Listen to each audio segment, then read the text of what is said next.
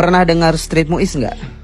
Yang dijuluki sebagai museum terbuka warisan Islam terpanjang di dunia, sepanjang sekitar 1 km dari Babul Futuh hingga Bab Zuela.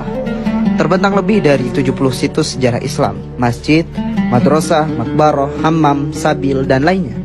Tidak ada jalan lain di dunia ini yang memiliki kepadatan peninggalan Islam sepadat ini. UNESCO menyebutnya sebagai jalan dengan kepadatan warisan Islam tertinggi di dunia. Jalan ini pertama kali dibangun oleh dinasti Fatimiyah setelah penaklukan Mesir pada tahun 969 Masehi oleh Jauhar As-Sikili atas nama Khalifah Al-Mu'iz Lidinillah. Maka tak heran jika jalan ini dinamai dengan Syari Al-Mu'iz. Ia bukan dibangun sebagai jalur umum semata, tapi sebagai koridor kekuasaan.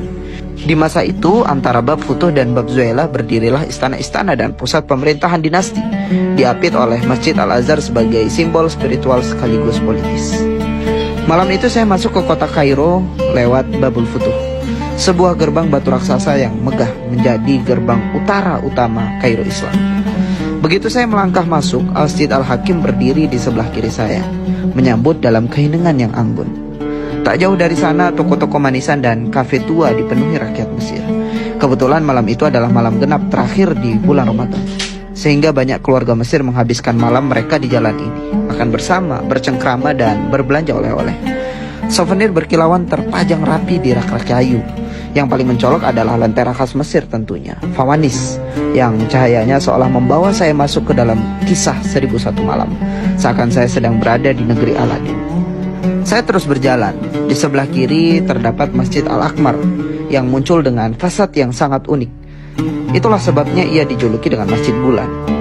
Selanjutnya saya menjumpai kamar mandi umum dan khusus, lalu memasuki kompleks Sultan Qalawun yang menakjubkan.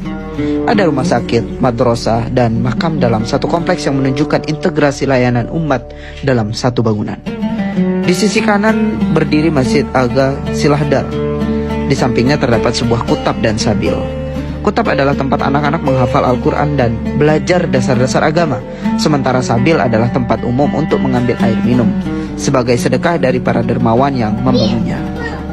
Satu hal yang membuat saya kagum dalam Syari Mu'iz ini adalah ia memungkinkan kita menghayati langsung bagaimana kehidupan Kairo masa lampau itu berjalan. Dahulu para penguasa Fatimiyah sangat tegas terhadap kecurangan. Siapapun yang menipu dalam perdagangan akan diarak keliling kota di atas unta sambil diteriakkan atas kezalimannya. Ini dilakukan di jalan-jalan seperti Syari Mu'iz sebagai bentuk sanksi sosial dan efek jerah. Lalu Masjid Sultan Barkuk dengan hongkohnya, tempat tinggal para sufi dan ahli ibadah.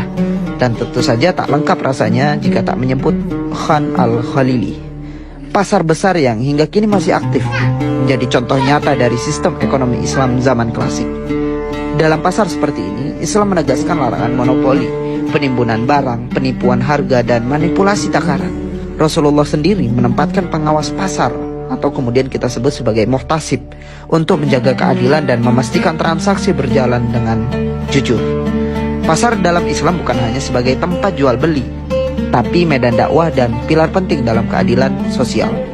Negara Islam memiliki tanggung jawab besar untuk mengawasi distribusi barang, mengatur harga agar tetap adil, serta menindak tegas pelanggaran ekonomi. Dalam sistem ini terdapat lembaga hizbah yang dipimpin oleh seorang muhtasib. Tugasnya bukan sekedar memantau, tapi memastikan bahwa transaksi dilakukan dengan itqon dan amanah.